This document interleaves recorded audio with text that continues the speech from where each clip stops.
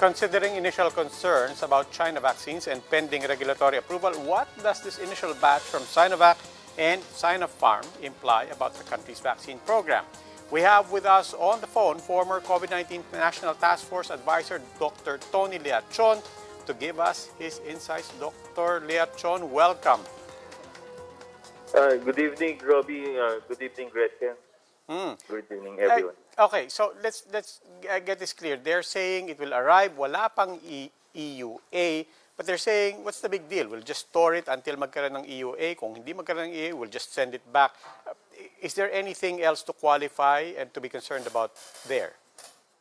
Well, that puts a real great pressure on the FDA and then the vaccine expert panel to approve it. Parang nauna yung cart before the horse. Kasi usually, you will apply for EUA and then you will order the medications or the vaccines. That's the usual process. But here, you are, it's arriving or perhaps naka-arrive na. And kung naka-arrive na siya, that will, yun nga, parang tingin ko baka ng regulatory capture Para bang nandyan na siya. Baka magkaroon ng undue or perhaps subtle or great pressure on the vaccine expert panel to approve it at saka sa FDA.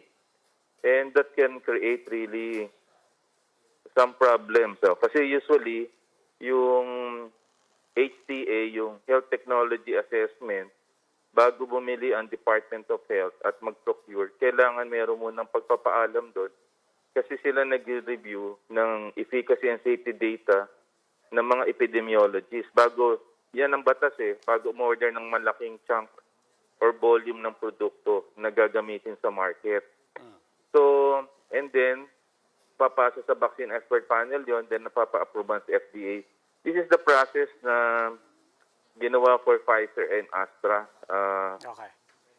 So that will be a problem kung dadating sila dito, Robbie and Gretchen. Okay, now, Tony, Dr. Leachon, just to be clear, I'm not sure if I heard this right. 10,000 or at least thousands of Sinopharm vaccines set aside, earmarked for the PSG.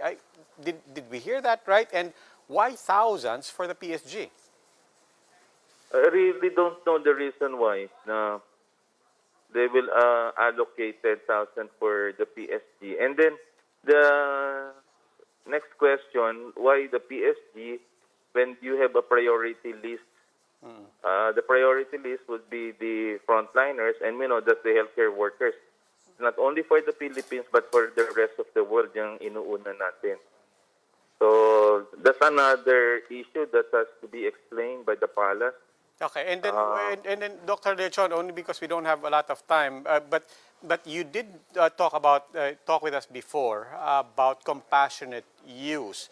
How is it being used now? Because if I remember correctly, compassionate use was something that does exist, but it's used for certain cases, special cases. You can petition for certain things, but this is now being invoked and seems to be, the predicate seems to be laid down for a massive importation.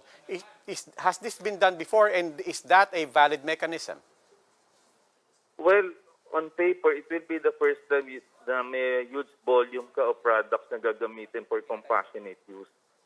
Usually, one or two cases or a few cases lang na a certain product not registered in the country, but you can order it, but not large volume. Kasi ito parang commercial use na to Ang ginagawa namin compassionate use in the past, at I had so many experience on that, is that kunyari one or two cases, three cases na mga ngailangan, and through the request of the physician o orderin mo from the FDA so that the other country na even hindi approved but merong ganong klaseng approval, dadalhin mo dito sa Pilipinas. But this one is really extraordinary kasi parang commercial use to and they're using the compassionate use as a legal excuse for this one, no? Hindi ko alam, but it's the first time. The compassionate use for commercial use, that's the first time na nakarinig ako ng ganito. Okay. Dr. Leachon, maraming salamat. That was former COVID-19 National Task Force Advisor, Dr. Tony Leachon.